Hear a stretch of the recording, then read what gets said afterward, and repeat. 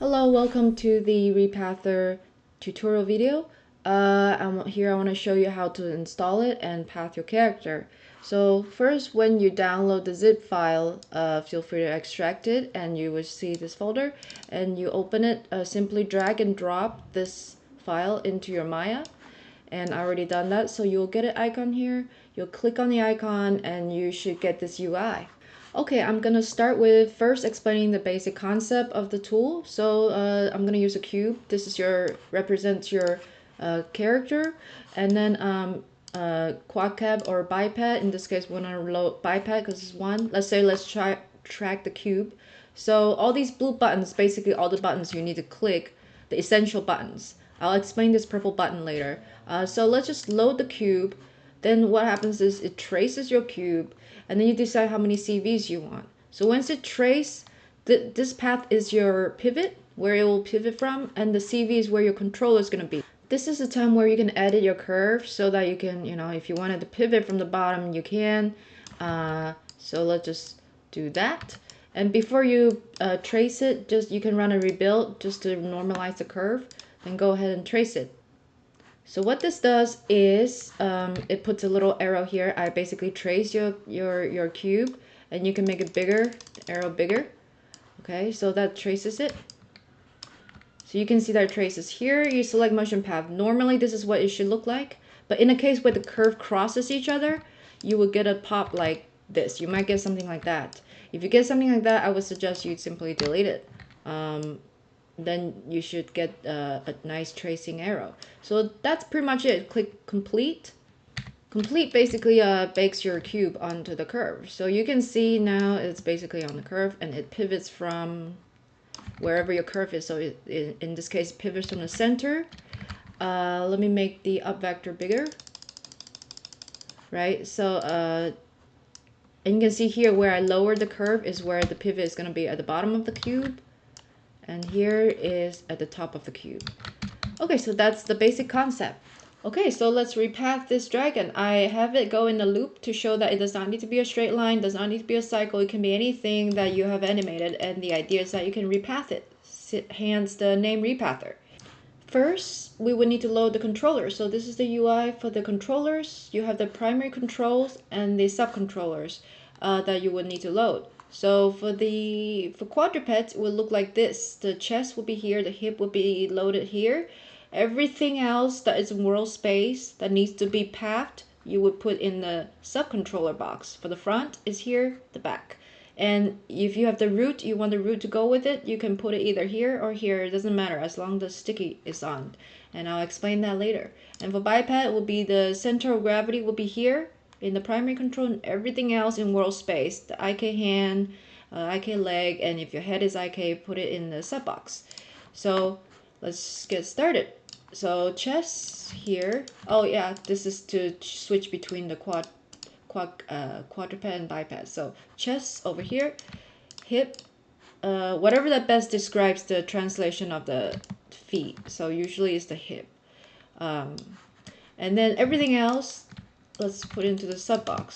So the head and the leg, you can put in the subcontroller box. The back would be the hind legs, and then the center of gravity, that's all in world space. Let's put that there.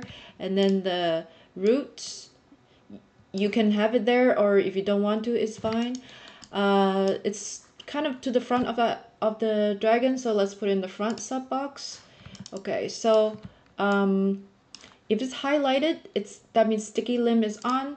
If that's off, that's on. And let me explain what they mean. Okay, what's sticky versus non-sticky? So this is the toggle. If it lights up, it's sticky is on. So if you build it with sticky, here's the two examples. So first of all, this one at the back is sticky, this one is non-sticky. So first of all, they won't make any difference if you were to curve. They both would stick on the ground. You see that the feet is fine. This one is sticky. It definitely has no problem doing that. See, sticky is, yep, they both will have the same result if you just rotate. But the difference is when you decide to stretch it. So let's stretch it. So if you decide to stretch it, so here you see the dragon takes a step. This is non-sticky right here. If I pull it, you see the distance between these two legs are the same. So in a case that you decide to stretch this, your dragon will slide because the distance between the legs is the same. Whereas here, this is the sticky version. If you see, if I stretch the legs, the stride increases. So you can have a bigger stride. But as you can see, and you can have a small stride if you want. But you can see right now the problem is the head is also getting kind of squashed, right? For things that you don't want to squash, you can run, in this case, for example, you would want to turn the head to be non-sticky. So in that case, go to head, go sticky limb off. Here I've rebuilt this dragon so that the head is a non-sticky. As you can see, I turned this head off. So now you can see that the leg would stretch, but the head would not stretch. So that would be ideal in this case. So now you can see I just stretched the stride and the feet sticks nicely. So you have to watch out if you stretch too much. Just understand that because everything needs to stick, it have to speed up to compensate, to catch up over here, right? It needs to be here at frame 87. So if the longer you stretch, the more it needs to compensate that speed. So it actually has to speed up during this gap. So you can see it does that. So in order to not do that, in the case you don't want that to happen, you can go to here, you do maintain speed on. So now you can do that stretch and it will maintain whatever speed you're at. So let's see, it'll get over there without, the feet will stick, it'll maintain the speed, it'll increase the stride length a little bit, but then it won't like stretch out like just now. The downside is when you stretch, it stretches your entire, so the stride length of your entire, it tries to even out your entire path. So your entire path, the stride length is increased. So every stride is a little bit longer to compensate for this stretch. So so those are options that you can do to depending on what your need is. So next you want to load this selection set. So it would be, this selection set lets the tool know all the controllers on your creature. This is good for time warp and shift. You have to have that for it to time warp, because when you time warp, it needs to warp your entire creature, or if you shift animation, it needs to shift your entire creature. So let's grab the entire animal, including your root, remember that one, and then go to create sets, quick select sets. Let's call it our dragon all 3. I've made a few of them. Okay, so let's then that creates a selection over here. You can load it here. So in this case, I'm gonna load this one that I created earlier, and then after that you go to template. Let's say you're happy with this setup. I think I have put, yeah, so save current, and then you can call it our dragon root. Let's say I have this one with root, so I go okay, and the next time, so right now if you clear all, next time if you have multiple art dragons, you should be able to select one controller, go to load from template. That clicking that should have all your setups here. So that's basically loading complete. Now we can move on to the next step. Okay, so now let's get back to the dragon. We have all the stuff loaded. Step 2, usually you keep it here in place. To path is if your character is like flying, it doesn't need any particular sticking. For fish or flying creatures that doesn't have any legs to stick on the ground, and if it's cycling, in place. I'll show that later. It's a different mode, but normally you would be doing this one. So keep it as that. Next would be you create your path. So now the path will be created from this box. Whatever you load in there is the one that it will trace, but it will keep the hip in mind. So you can have 2 paths or 1 path. So for this demo, let's just have 2 paths. It will path from each primary controls. So now you click create path. Now you just generate this path that traces your chest and traces your hip. This is what it looks like at high definition. high resolution, it traces every frame. So now we're gonna rebuild it. Every CV is gonna be your controller. So obviously you don't want this many controllers. You reduce it.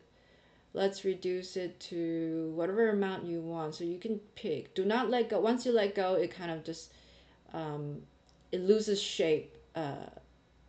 Okay, let's say you like that. I mean, it doesn't lose that much. You can still keep dragging. That's not much of a problem. Let's say you really like this. You can also type in the CV count if you really want to. You can type, 25, rebuild. That does it. And if you want to make it smoother, you can keep clicking to make it smoother. So the curve is your pivot point. So in this case, you can either, if you wanted to trace its up and down, you can leave it at that, or you can flatten it if you just want to trace its legs. Because this is good for if you want to adapt, if you want to shrink wrap it or to the ground, adapt it to the ground. So in this case, we're not gonna do that. I mean, we are gonna do that. So let's keep it flat. So we're controlling flat. And basically you're done. That's basically done. Again, this curve is where your pivot point is. You are free to, for whatever reason you want, if you really want to trace this part, you can adjust the curve to where you want to be. This is the time to adjust your pivot points if you want to.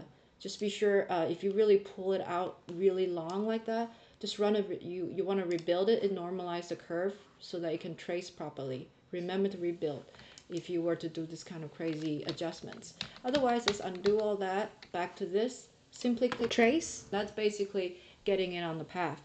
It's tracing the character right now with the little arrows. So now you can see that each arrow is tracing each item that you place load in the loading box. So this arrow is probably tracing this leg, this arrow is tracing this leg, this arrow at the front is tracing his head. Now when it traces, this is a situation that rarely comes about if your curve does not cross each other, you won't have this problem. But in a case that your curve cross each other, the trace doesn't know which side of the curve is going to pop on, so it creates these pops. So I would suggest just simply delete them, and then they will no longer pop. So now you run complete. That's basically it. Normally that doesn't pop. So for anything that's a straight line or anything that does not have any crossing, you're fine. You can just go ahead and complete. So at any point you want to abandon the setup and you want to start over, if you don't have a way, if you're in this page, you can just go and select the entire setup, which would be neatly in a folder, and simply delete that. And then you can just go back and start over again. So after you click complete, this is what you should get. So now this whole thing is set up. Let me just show you how this is. See, I'm gonna put the dragon on this crossing part. You should be able to unwrap it because we deleted the pop. You should be able to unwrap it, no problem. Yeah, then basically the rest is history. You got your dragon on the path, and you can turn off obviously this is insane amount of controllers that I put on here, but you can delete it. Oh, sorry, not delete. Turn it off visually. It's still there. You can turn it up. You can, if you just want the arrows to be bigger, go ahead and make it super big if you want to. You can rotate, like shown in the demo, the head. So it's pivoting from your path. You can do individual pivoting. So now let's turn that off. And let's look at these controllers on here. It's a square controller and a raindrop controller. The straight controller is for transform. You can animate a transform, and the raindrop controller, it's in a raindrop shape, is rotation. So you can, let's say rotate. Let's just rotate awkwardly like this to look at you, and then, so then the whole animation is offset that way. And same with the legs. Sometimes if you really just want to offset it up, you can. Then so you see that leg is now just higher up like that. If it's stepping on something very high, you can just animate it however you like. So because the rotation and translate is separated into two controllers, you can select them both and you can make keys together. Like here, if I want to change a rotation, I can rotate and just key it.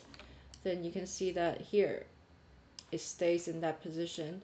Let's say you see it stays in this downward position. So yeah, go ahead. So this is to allow users to continue to animate on top without going to the layers. Not that it has any problem with the layers, it's just I sometimes just like to be on the control, so I can just kind of animate right here. I sometimes I do just get confused if I have 1,000 layers. Not that it's nothing against layers. Layers are awesome, but yeah, this is just a quick way for me to just quickly make some quick adjustments. So yes, that's that. And let's delete all this weird stuff that I added to the. So remember, when you delete the curve, make sure you delete. If you want to delete your animation, make sure you delete the rotation one and delete your translate. In this case, looks like I've deleted it, and I'm gonna return his head back to normal. I'm gonna zero everything out.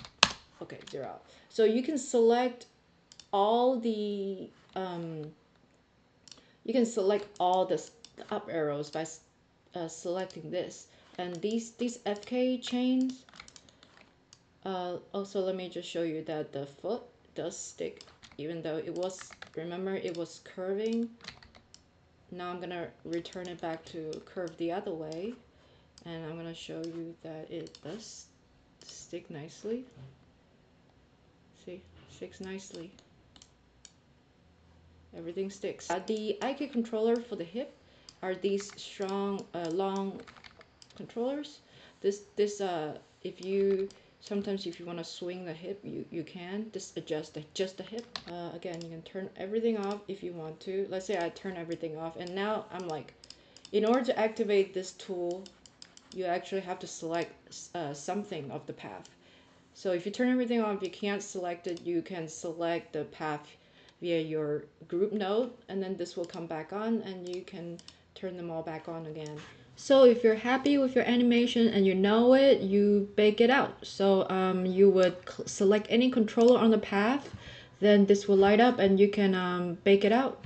In a case that you don't like it, so I'm just gonna show you, if you were to rotate it like that and you just really don't like it, you want to just delete everything and start over, you just click delete, select a controller, delete. Your dragon will pop back to your original path.